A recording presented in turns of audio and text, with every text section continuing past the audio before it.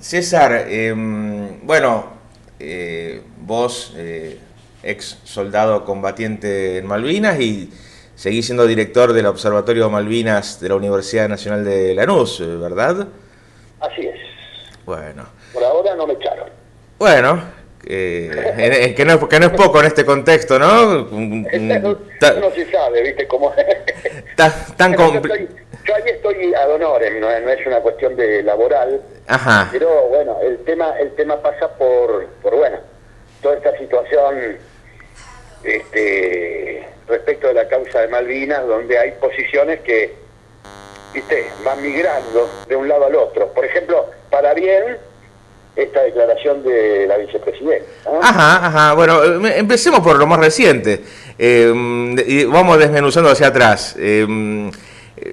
Cierto es que hubo una reunión bilateral días atrás entre la canciller Mondino y el secretario del Foreign Office, David Lammy, y tomaron una postura en realidad recurrente, con respecto a distintas gestiones anteriores, básicamente que incluye, según tengo entendido, retomar los vuelos con escala en Córdoba, que vienen de San Pablo para las islas, y vos me lo sabrás precisar mejor, pero yo voy a hacer el trazo grueso, restablecer todo lo versado en el acuerdo Foradori-Duncan. Y frente a ello, la vicepresidenta salió en respuesta en forma directa a enfrentar al gobierno. Sí, bueno, a ver, primero hay que escaparle al pensamiento meramente conjunturalista. Sí. Porque si no es muy difícil comprender de qué se tratan las cosas, ¿no? Claro. Y entonces yo tomé el esfuerzo en estos días de hacer una síntesis. Sí. Que no es tal en estos tiempos de poca lectura. Uh-huh.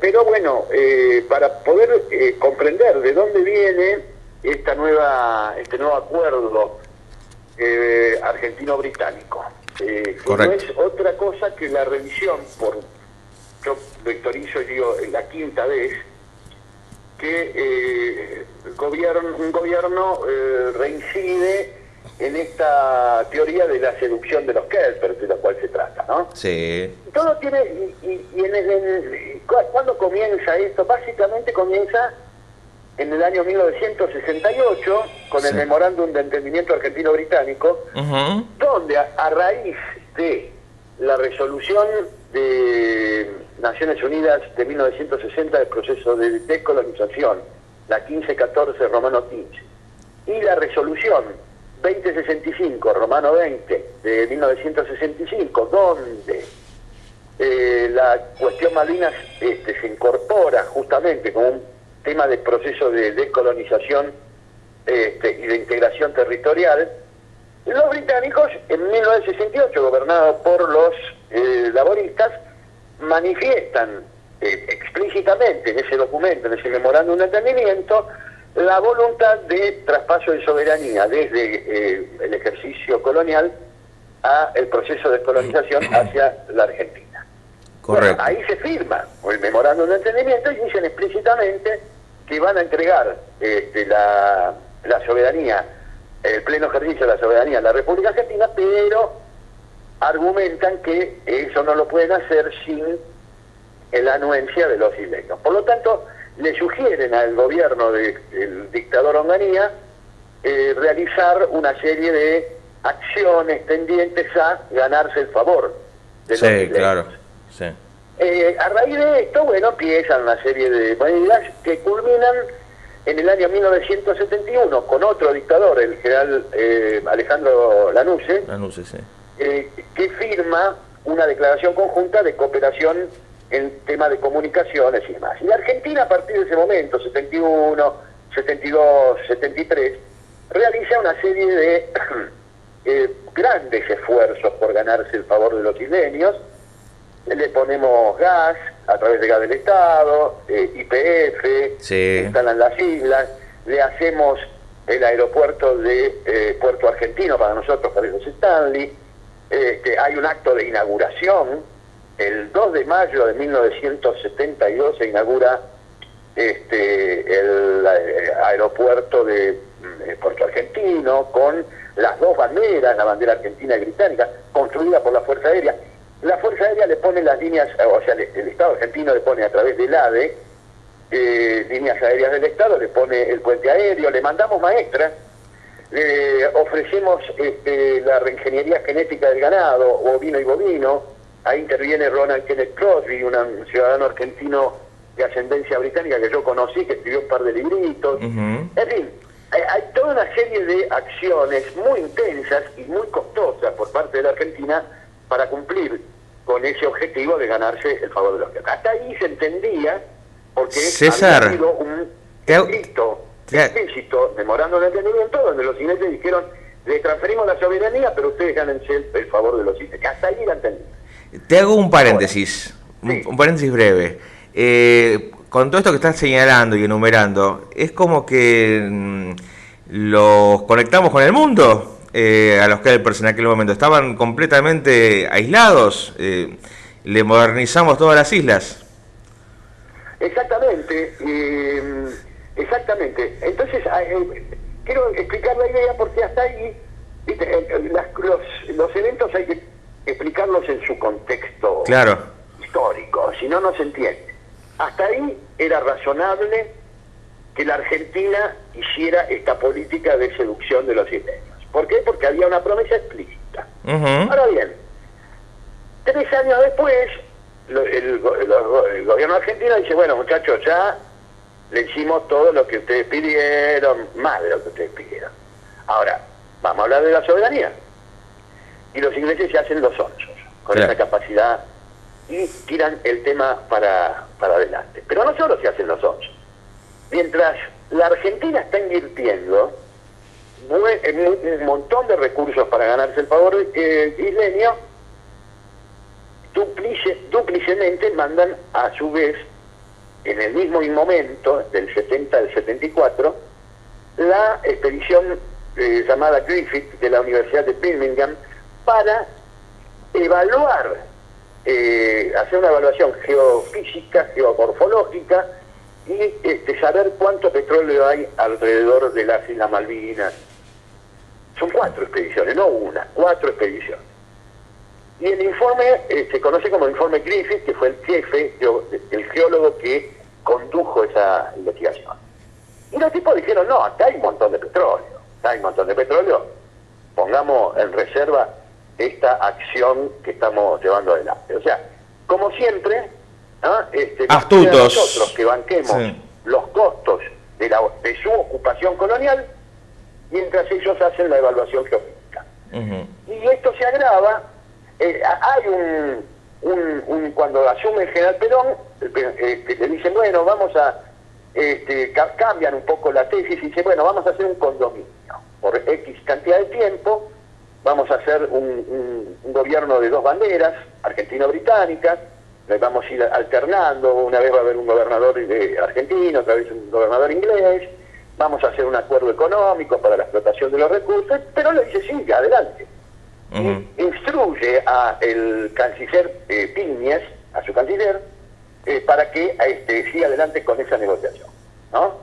Ahora, muere el general Perón en el 74, Piñez abandona esa directiva del presidente, entramos en una etapa muy convulsiva, María Estela Martínez de Perón, y mandan a fines de 1975, principios del 76, la expedición Shackleton.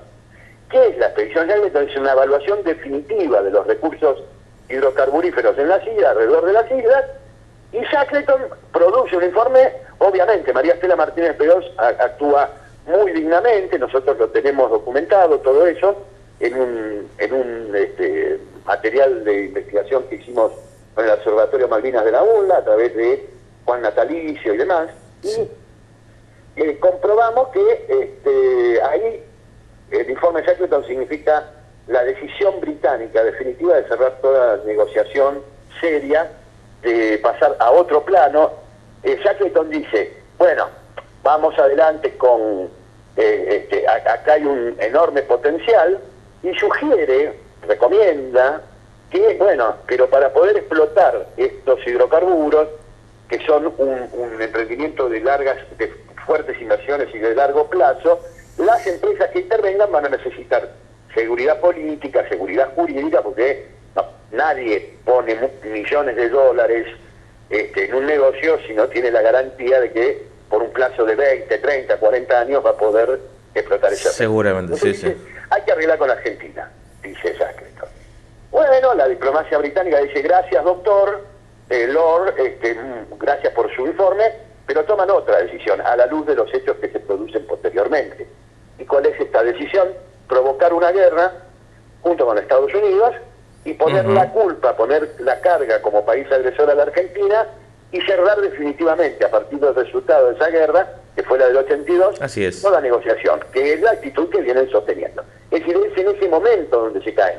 No hay responsabilidad como se dijo después de la guerra, el borracho de Galtieri que dio el manotazo de Delgado para perpetuarse en el poder. No, son los británicos los que tiran abajo cualquier proceso de negociación que venía en esa época y generan, dentro de lo que es el analfabetismo político del proceso, que creían que eran aliados de Occidente, generan una trampa y les hacen pisar el palito. Bueno, después de eso, cuando ya fracasó esa política de seducción de los Kelper definitivamente, la retoman Martínez de Oz, que viaja 5 veces a Londres para, sobre todo, resolver los negocios del petróleo. Tiene ahí 2 protegidos, uno es Alfredo Rodolfo Terraño, sí, claro, exiliado supuestamente radical, y un supuesto peronista que era Guido Di Tella. Los dos habían elegido a Londres como su lugar de exilio político y son protegidos por Martínez de Oz. Martínez de Oz sostiene vínculos con ellos y se convierten en operadores de esa estrategia, como se dice, como se empezó a decir, del hombre fuerte del proceso, que era Martínez de Oz. Ampliamente reconocidos los dos años después, ¿no? Tanto Terraño como Guido Di Tella. Justamente después del proceso, Terraño es ministro de Obras Públicas de Alfonsín, intenta las privatizaciones que no logran hacer porque no tenían la suficiente espalda política, y un gobierno que se dijo peronista, el de Carlos Saúl Menem, es el que va a firmar el Tratado de Rendición Incondicional y el que va a acometer lo que el gobierno alfonsinista no logró hacer, que es las privatizaciones, pero además con la característica de que la mayoría de ellas fueron a favor de Gran Bretaña. Claro. Encubiertamente, porque ahí actuó el Reino de España como... la British Petroleum, estuve leyendo tu informe, sí, es tremendo eso, ¿eh? Claro, a ver, Repsol YPF, que supuestamente se adjudicó la titularidad de las acciones de YPF y se privatizó a su favor, sí. Una empresa española. España no tiene petróleo. Claro. España no tiene petróleo. ¿De dónde salió Repsol? Es un invento cosmético de verdadera composición del capital que privatizó YPF, que fue ni más ni menos que la British Petroleum. ¿Y quién operó en la Argentina, en el marco interno, para privatizar la principal empresa nacional, que ni siquiera se había privatizado durante la dictadura? Sí se había vaciado, pero no se había privatizado. ¿Quién operó para eso? Además de Menem Cavallo, el tándem Kirchner, que es Néstor y Cristina. Sí, Esa sí. es la realidad es que la empresa YPF se privatiza gracias a que el presidente del Foro de las Provincias Petroleras era Néstor Carlos Kirchner, junto con Mendoza, con Salta y Santa Cruz, eran las provincias que en ese momento desarrollaban proyectos de exploración y explotación hidrocarburífera en el continente argentino sudamericano. Gracias a ellos, el miembro informante del Congreso de la Nación, que propone las privatizaciones que luego se realizan, es Oscar Parrilli, ¿no? Hoy senador nacional y hombre de confianza íntima del matrimonio Kirchner. Cristina hace aprobar eso en la legislatura de la provincia de Santa Cruz y Néstor lo hace a través del Foro de las Provincias Petroleras. Y recordamos ese video donde Néstor, Cristina y Carlos Menem se juntan para festejar eso en Santa Cruz, y Néstor dice, bueno, Menem es el presidente más importante de la historia argentina. Sí, famoso ese video y... El envío de 500 millones de dólares por las regalías petroleras que el matrimonio Kirchner depositó en bancos offshore, ¿no? En bancos fuera de la legalidad argentina, supuestamente para proteger ese dinero. Sí, también me acuerdo perfectamente de todo ello, sí. Qué etapa, ¿sabes qué me surge con esto que estás narrando, César? Te hago una pregunta. ¿Sospechás? Tengo que usar este término, para poner un margen de apertura. ¿Sospechás que a lo largo de todas estas décadas todo esto actuado por las diferentes etapas de la diplomacia argentina solamente han obrado en favor de darle tiempo a Gran Bretaña para consolidar totalmente su asiento colonial en Malvinas? Es poco importante lo que yo sospeche. Acá lo importante son los hechos. Alguien dijo alguna vez que la única verdad es la realidad. Sí. La realidad es que Gran Bretaña sostiene una política de ocupación colonial, y viendo los resultados uno dice, bueno, ahí hay un pensamiento estratégico con una clase dirigente que defiende los intereses de la corona. Sí. Hay evidentemente una lógica en su accionar. Hay un ejercicio de lo que se llama el poder blando, el dominio político, cultural, pedagógico, psicológico, mediático por parte de Gran Bretaña, y hay una dirigencia argentina que evidencia que no sabe, no quiere, no puede defender el interés nacional. Es evidente que si nosotros, si me permitís, seguimos el caminito, lo voy a hacer lo más breve posible, sí, de la recurrencia, porque ¿qué pasa? Los ositos Winnie the Pooh, sí, claro, cuando llega Di Tella y las relaciones carnales, son ni más ni menos que lo que ya había propuesto Onganía, Lanusse y Martínez de Oz. O sea, la cuarta etapa de la teoría de las relaciones carnales y de la seducción de los Kelpers, la que inaugura Di Tella con una brutalidad retórica absoluta y casi ignominiosa.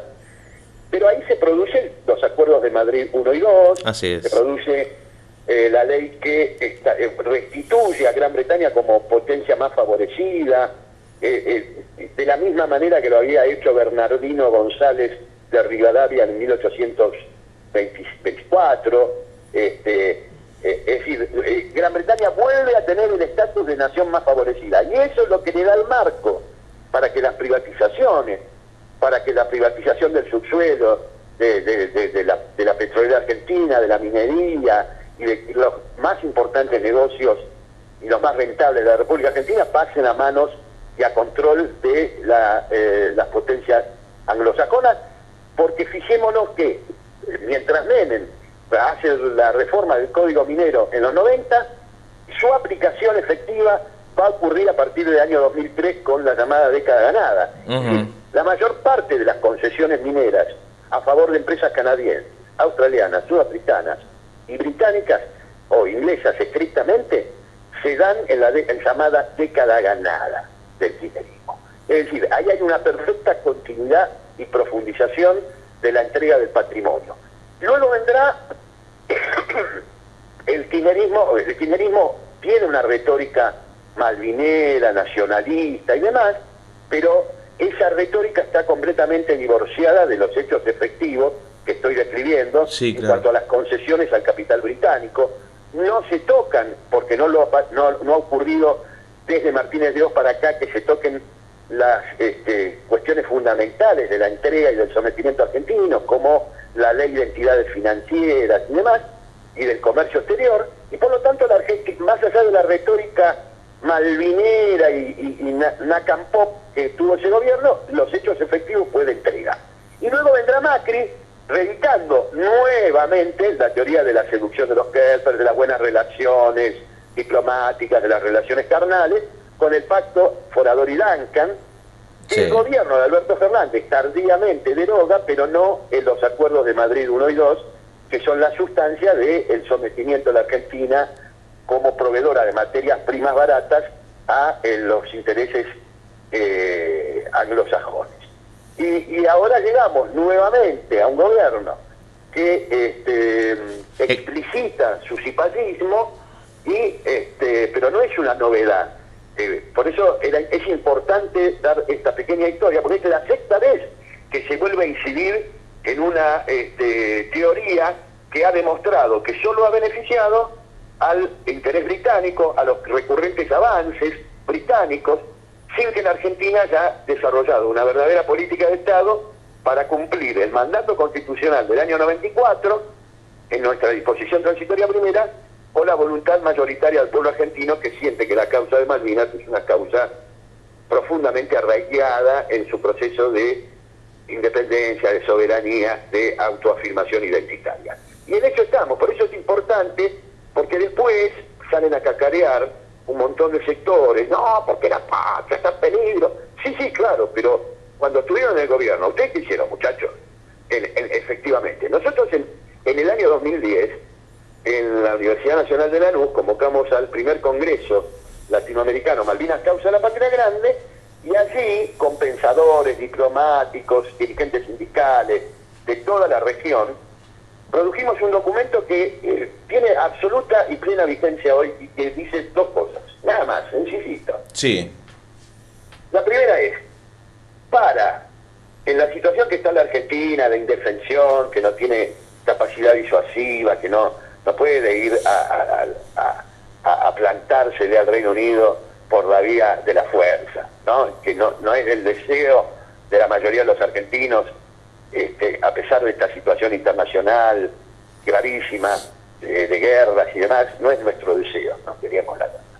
Pero sí tenemos una forma pacífica, legal y lógica y de sentido común que si los ingleses están robando nuestro territorio, apropiándose de la riqueza pesquera, se disponen a robarnos la riqueza petrolera en el continente, no tienen que tener ningún negocio, y sin embargo los negocios más importantes de la Argentina, la riqueza más importante está siendo saqueada en la cordillera de los Andes y en el Atlántico Sur, y también en las vías navegables, y también en el comercio, y también vía endeudamiento. Por lo tanto, para verdaderamente aproximarnos al objetivo constitucional de recuperar Malvinas, lo que tenemos que hacer es encarecer los costos de la ocupación, que es lo contrario a lo que vienen proponiendo los sucesivos gobiernos. Y este es el meollo del asunto. Ahora, eso la Argentina sola no lo puede hacer. La Argentina, si no desarrolla una activa política de profundización de la integración regional con Brasil, con Uruguay, con Chile, con Perú, es decir, con todos los países del Cono Sur, no vamos a poder apretar en los intereses económicos. Y esto Gran Bretaña lo sabe, y por eso desarrolla una intensa diplomacia con los países de la región para neutralizar la posibilidad, como ya ocurrió en 2011, 2012, que los países no dejaron ingresar a sus puertos buques británicos. Y si nosotros apretáramos desde esa posibilidad de integración regional, la presión sobre el Reino Unido sería muy importante, porque ellos no podrían desarrollar proyectos de la naturaleza saqueadora como las que están proyectando a corto y mediano plazo, y ahí sí lograríamos sentarlos a la mesa de negociaciones para decirle, bueno, muchachos, hay que transferir la soberanía. Esta es la tesis fundamental. Bueno, los gobiernos hacen todo lo contrario. Eso te iba a decir, César. Al pensamiento británico, ¿no? Porque ha habido numerosas pruebas de que nuestros países vecinos, hermanos, en varias ocasiones han hecho manifiestas actitudes de solidaridad hacia Argentina en esta temática, pero después ellos mismos ven que la propia Argentina termina siendo un comportamiento diametralmente opuesto a la solidaridad de ellos. Terminamos una y otra vez a la cabeza de la genuflexión hacia el Imperio Británico. Eso también dificulta un poco la percepción que puedan tener estos otros países respecto a la actitud de la Argentina. Cuando digo de la Argentina, entiéndase, de los gobiernos argentinos. Por otro lado, como para hacer un resumen de lo que vos me venís informando, es muy interesante echar blanco sobre negro de que más allá de las 6 experiencias de relaciones carnales, en el interín las otras gestiones gubernamentales que no llegaron tan lejos, no obstante han tenido políticas que las podríamos, a ver si coincidís conmigo, titular de accesorias, pero que de ninguna manera intentaron profundizar en el meollo de la cuestión. Sí, hubo gestos, digamos, ¿no? Alguna sanción de alguna ley, alguna cosa en dirección, pero sí, a ver, si nosotros nos tenemos que enfrentar a la diplomacia más sagaz, más preparada, más inteligente, más coherente, más perseverante y más, permítase en el término, diabólica, que existe en el mundo, si nos tenemos que preparar para enfrentar eso, nosotros no podemos hacer un gesto legislativo y después hacer al mismo momento. A ver, voy a dar un ejemplo. Durante el gobierno de Alberto Fernández, el segundo secretario de Malvinas fue Guillermo Carmona, un buen legislador que había tenido una muy buena relación con los familiares de el Ara San Juan, y que había actuado muy bien en el Congreso para la comisión investigadora de hundimiento, había tenido una muy buena relación con las Fuerzas Armadas en el IAF, él había tenido un abuelo suboficial del ejército argentino que había estado con Perón, o sea, y además había tenido una actitud muy buena como presidente del Partido Justicialista de Mendoza cuando se discutió el tema de levantamiento de restricciones para utilizar materiales tóxicos en la minería, ¿no? Sí. O sea, había actuado realmente muy bien. Ahora, asume él, bueno, tiene un plan, tiene una idea, pero mientras él, por ejemplo, iba al Parlamento Europeo para defender la posición argentina, logrando por primera vez en muchísimos años que el Parlamento Europeo reconociese el conflicto de soberanía por las Malvinas, y luego del Brexit, al toque el mismo gobierno manda a María Fernanda Ávila, que era hoy legisladora por Unión por la Patria y que trabaja con los británicos, en ese momento secretaria de Minería, se fue a Londres a ofrecerle más negocios a los ingleses en la Cámara Argentino-Británica de Comercio y sobre todo de mineras. Cuando ya los tipos tienen todo ese negocio. Entonces, digo, para tener una política creíble, lo que recién referías, por ejemplo, a los países de la región, nosotros no, ellos pueden hacer un montón de actos de solidaridad, pero si no, la solidaridad no empieza por casa. Exactamente. Y si no hay coherencia, ¿no? Entonces, la Argentina, nuestros hermanos de América del Sur, ven, sí, bueno, en un momento dado hacen una medida sancionatoria a los británicos y al día siguiente están negociando y entregándoles el patrimonio. Entonces, que se arregle, ¿no? Si estos son más esquizofrénicos. Y esto, a ver, no se puede tener una política. Los británicos, hay que aprender de los británicos, tienen una política. También, liberales, conservadores, laboristas. La política exterior siempre es la misma. Así es, sí. No, siempre la misma. Entonces, si nosotros no logramos que cualquiera sea la naturaleza del gobierno, no logramos coherencia política estratégica permanente, o sea, una verdadera política de Estado, no vamos a recuperar Malvinas y llegamos a la situación en que está la Argentina, ¿no? ¿Cuál es el destino de la Argentina? ¿Cuál es su política exterior? ¿Cuál es su proyecto económico? Y vamos de la socialdemocracia al ultraliberalismo. Y al final,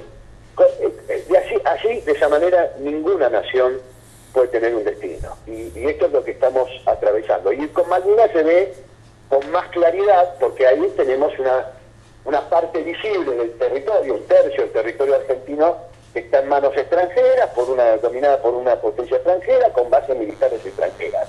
Ahí lo vemos claramente, pero Malvinas se convierte así en un faro para demostrar nuestra situación de colonialidad y realmente mostrar con dramatismo que nuestra clase dirigente, en su conjunto, de izquierda a derecha y de derecha a izquierda, no tiene la más puta idea de qué hacer, de cuál es nuestra política exterior, cuál es nuestro destino. Y lo lamentable es que la Argentina, con sus contradicciones siempre, tuvo una idea de nación, tuvo una idea de política internacional, tuvo la idea de ser un país industrial, agroindustrial, y todo eso lo hemos perdido y estamos sumidos en este permanente desconcierto, donde siendo un país productor de todo lo que se quiera y todo lo que se valora en el mundo, tenemos el 52% de la población bajo la línea de pobreza. Sí, César, has hecho una síntesis perfecta, pero quiero una última pregunta en esta comunicación. Después de este desarrollo, como a modo casi de conclusión, tanto ustedes, excombatientes, veteranos, como bueno, con los vínculos que tengan con sus camaradas aún en actividad, ¿qué percepción tienen de estas avanzadas muy contundentes de la actual gestión para sumar a la República Argentina como miembro de la OTAN y probablemente, muy probablemente, vender las fabricaciones militares para producir municiones para una guerra muy lejana y ajena a nuestros intereses? Bueno, a ver, en el mismo sentido de sometimiento de las ideas y de los hechos, sí. La Argentina, a ver, también hay, historicemos, ¿no? Sí. ¿Quién pidió ser miembro de la OTAN? Carlos Menem. Y la Argentina fue admitida como aliado extra OTAN durante la década de 1990. Claro. Ahora, todos los gobiernos que se sucedieron, el de la Alianza, el provisorio de Dualde, el de Néstor, de Cristina, el de Macri y el de Alberto, ninguno denunció la condición de aliado extra-OTAN. Ninguno dijo, bueno, esto nos parece ominoso, somos aliados extra-OTAN, cuando es la OTAN la que ocupa, de alguna manera, con su presencia y con su apoyo decisivo, porque Gran Bretaña es miembro de la OTAN y de alguna manera Estados Unidos es el que dirige la OTAN, sí. Y por lo tanto las bases militares que administra Gran Bretaña son OTAN. Es la base militar en el hemisferio sur más poderosa que hay en el mundo de la OTAN. Sí. En consecuencia, ahí hay un antecedente negativo, porque ningún gobierno denunció la condición de aliado extra-OTAN de la Argentina. Lo que viene a hacer este gobierno es decir, bueno, no quiero ser solo aliado extra-OTAN, quiero ser miembro pleno de la OTAN. Y para ser, obviamente, el miembro pleno de la OTAN, ¿qué conflictos tiene en el mundo? Apoyar a Ucrania contra la Federación Rusa, apoyar a Israel contra los palestinos y el Medio Oriente, porque eso es lo que efectivamente está ocurriendo. Sí. Por lo tanto, la Argentina, de esta manera, no solo cae en la enorme incongruencia, el disparate de querer ser aliado de la alianza militar que le ocupa un tercio del territorio, que se ha hecho un disparate completo, sino que además nos involucramos en conflictos que no tienen nada que ver con nuestros intereses, poniendo en peligro y poniéndonos como blanco nuevamente de aquellos que se enfrentan a la OTAN. ¿Con qué ganancia? Ninguna. con la única ganancia de consolidar a esa alianza militar que usurpa nuestro territorio, que tiene una base militar que amenaza la paz en el Atlántico Sur, y esto quiere decir que no solo amenaza a la Argentina, sino a Brasil, a Venezuela, a Chile, a todos, sí. ¿no? O sea, una amenaza para para toda la región, y nosotros estamos avalando eso con esa medida. ¿Y a beneficio de qué? De nada, quizás de algún pequeño sector que se está apropiando definitivamente de la riqueza de todos los argentinos para sumirnos en la miseria a la inmensa mayoría de argentinas y argentinos y llevarse nuestras riquezas. No tiene otra explicación. Esperemos que haya, me parece que la reacción más pronta no va a ser a nivel dirigencial, sino como diría el Martín Fierro, ¿no? Con el fueguito calentando desde abajo, César. Yo coincido plenamente, creo, a ver, en este panorama, cuando uno describe todas estas cuestiones, para el que escucha dice, bueno, y al final entonces, ¿qué? ¿Estamos claro. No, yo confío plenamente en que la inmensa mayoría de los argentinos queremos otra cosa. Creo que el sistema político que hoy se presenta, todo el sistema político que hoy se presenta, es parte de este plan de saqueo colonial de la Argentina, pero veo en las capas intermedias y como vos decís, con el fueguito desde abajo, veo que hay muchísimos argentinos que están pensando y están luchando y están bregando por otra cosa. La dirigencia argentina hoy,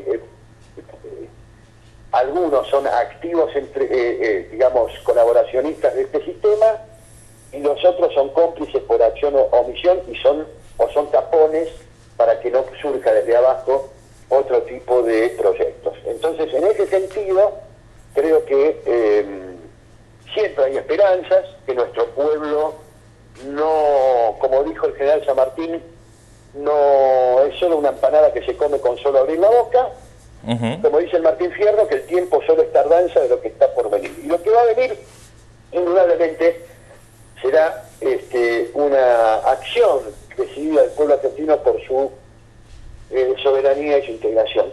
Yo creo firmemente en eso, pero lamentablemente hay que describir los hechos como son.